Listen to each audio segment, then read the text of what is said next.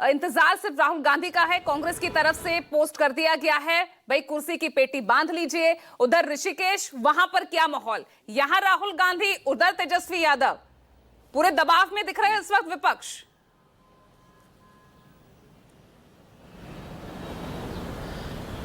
देखिए, बिल्कुल राहुल गांधी अब से थोड़ी देर में इंदिरा भवन पहुंचने वाले हैं। मैं जहां पर मौजूद हूं और जो प्रेस कॉन्फ्रेंस होने वाली है वो वोट चोरी का ही अगला सीरीज है। इसके पहले जब 1 घंटे का राहुल गांधी ने प्रेस कॉन्फ्रेंस किया था और बताया था कि कैसे बेंगलोर के घर में एक जगह पर 80 से ज़्यादा वोटर हैं। कई सारे ऐसे विधानसभा का उन्होंने लिस्ट दिया था कि इस लिस्ट में जहाँ से वो जितने वोटों से आ रहे उतना वोट उन्होंने ऐड करवाया है। तो अब चूंकि राहुल गांधी वोट अधिकार यात्रा में बिहार में अलग अलग जिलों में उन्होंने घूमा है उन्होंने, और एसआईआर को लेकर जो सबसे ज़्यादा एक विपक्ष ने मुद्दा बनाने की कोशिश की वो बिहार में ही था।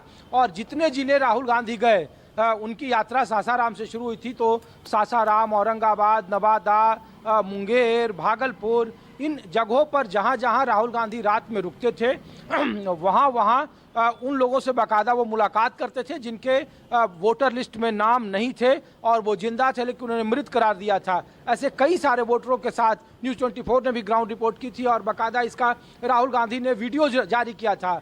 तो ये बात सच थी कि शुरू में एसआईआर को लेकर जो 65 लाख मतदाता काटे गए थे बिहार के तकरीबन 9 करोड़ लोगों में, 8 करोड़ मतदाताओं के आसपास में, उन 65 लाख मतदाताओं में भारी पैमाने पर गड़बड़ी थी। सुप्रीम कोर्ट ने आधार को उसमें मान्यता देने के लिए बाध्य किया जो अपने आदेश में थे, और उसके बाद फिर एसआईआर में आधार को मान्यता मिली और उसके आधार पर डॉक्यूमेंटेशन शुरू हुआ।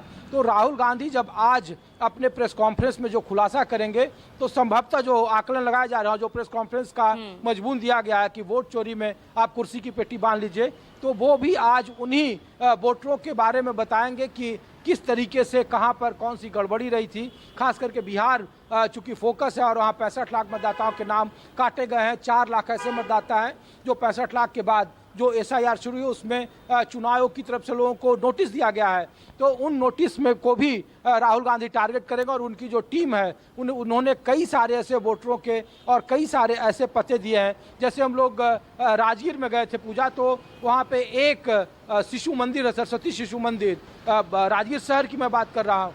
वहाँ एक स्कूल में 141 वोटर थे और उसमें से 65 से 70 वोटर वहाँ से जा चुके, शिफ्ट हो गए थे।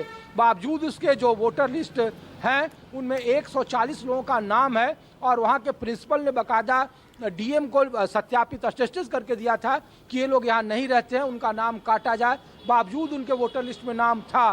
तो ये एक छोटा सा मैं एग्जाम्पल इसलिए दे रहा हूँ कि बड़े स्तर पर कहीं ना कहीं धांधली है और उससे भी ज़्यादा हो सकता है कि उसमें स्क्रूटनी का जो नज़रिया रहा है। बीएलओ जो बार बार कह रहे थे कि हम एक जगह पर 3 जगह जाना था, उनको 4 जगह जाना था, लेकिन कई सारे ऐसे रिमोट इलाके थे जहाँ पे उनके पास फॉर्म तक अवेलेबल नहीं थे।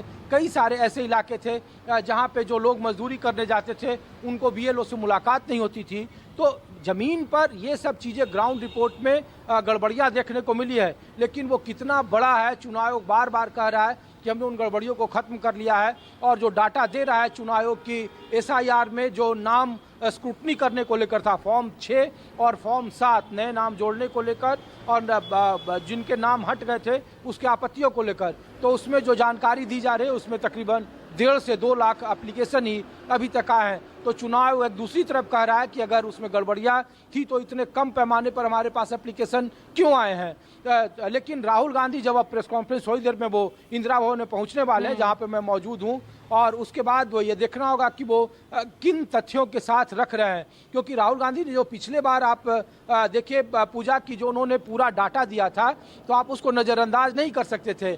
कई सारे लोग गए ग्राउंड रिपोर्ट में और उस जगह को तलाशा कि एक मकान के अंदर 80 वोटर कैसे रह सकते हैं। जो मकान संख्या 0 थी, जिसको लेकर बार बार कहा गया कि नगर निगम का ये नियम है, नियम के दायरे में आता है कि अगर किसी के पास होमलेस वोटर हैं और वहाँ रह रहे हैं तो उनको उनके घर की संख्या को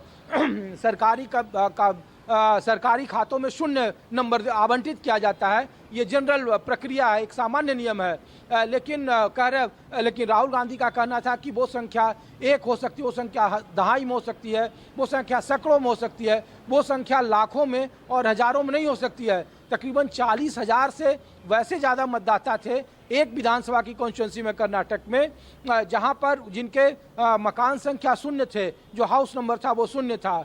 तो ये बहुत सारे सवाल हैं और जिसको लेकर के राहुल गांधी आज जवाब देंगे। एफिडेविट की बात चुनाव आयोग ने कहा था जब प्रेस कॉन्फ्रेंस किया था।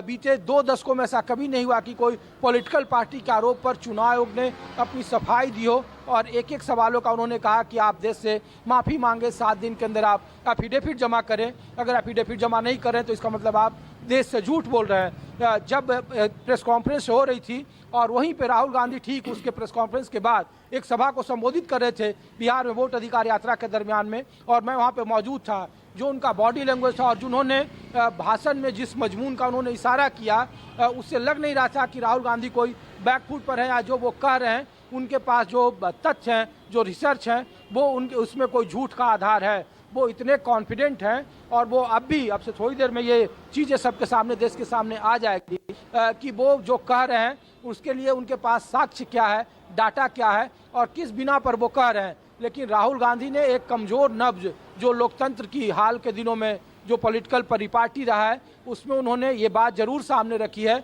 और जो बात वो कर रहे हैं, चाहे वो हाउस होल्ड शून्य का बात हो या फिर एक पते पर 80 से ज़्यादा वोटर को रहने की बात हो, या फिर वो एक कॉन्स्टिट्यूंसी में जितने वोट ऐड हुए हैं उससे ज़्यादा उनके हारने का अंतर रहा हो, ये 3 चीज़ें। और खास करके महाराष्ट्र में उन्होंने बार बार कहा कि लास्ट में जो पोलिंग परसेंटेज था वो 12% था आखिरी घंटे में, जिसका चुनाव ने जवाब दिया था कि 1 घंटे का एवरेज 10% होता है। तो जब हम जिस दिन वोटिंग होती है पूजा, उस दिन हम लोग देखते हैं तो जो वोटिंग का परसेंटेज होता है जो चुनाव की तरफ से जारी करता है वो 2 घंटे के अंतराल के बाद होता है। पहला जो वोटिंग का परसेंटेज आता है वो 9 बजे आता है, जबकि सुबह 7 बजे 6 बजे से कहीं कहीं वोटिंग शुरू हो जाती है। तो इस पर भी राहुल गांधी ने सवाल उठाया था कि आखिरी वक्त में इतने ज़्यादा वोटर ऐड कैसे हो सकते हैं जब दिन भर आपका वोटिंग का रेट स्लो रहा था।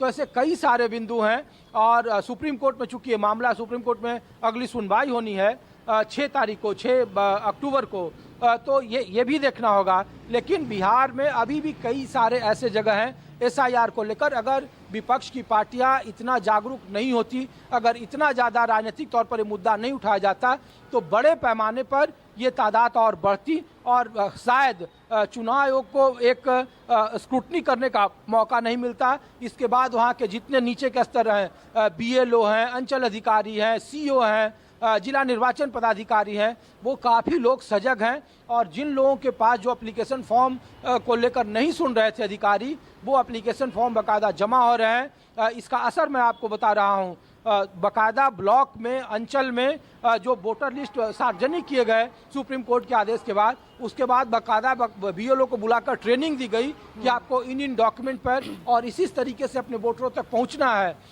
1000 से ज़्यादा वोटर, इस बार जो नया पैटर्न है पूजा कि 1000 अगर एक बूथ पर ज़्यादा वोटर रहेंगे तो वो बूथ अब बदल जाएगी, उसमें संख्या बढ़ जाएगी। पहले आमतौर पर ये 1400, 1300, 1500 था, तो अब एक बूथ पर 1000 से ज़्यादा वोटर नहीं हो सकते हैं। तो इसीलिए बूथों की संख्या भी बढ़ाई जा रही है। तो राहुल गांधी यही बात बार बार कर रहे हैं और जो कह रहे हैं कि कुर्सी की पेटी बांध लीजिए और एक बड़ा वो विस्फोट करने वाले हैं, तो वो क्या विस्फोट होगा, ये बिहार से जुड़ा हुआ है या फिर किसी अन्य राज्य से जुड़ा हुआ है, ये काफ़ी महत्वपूर्ण है। क्या वो उत्तर प्रदेश का होगा या क्या वो मध्य प्रदेश का होगा, ये थोड़ी देर में पता चल जाएगा। लेकिन वोट चोरी के मुद्दे को ही राहुल गांधी अब से थोड़ी कुछ मिनटों में आगे बढ़ाएंगे और वो बकायदा प्रेस कॉन्फ्रेंस ठीक है। और हमारे साथ करुणा सागर भी कांग्रेस से जुड़ गए हैं ऋषिकेश।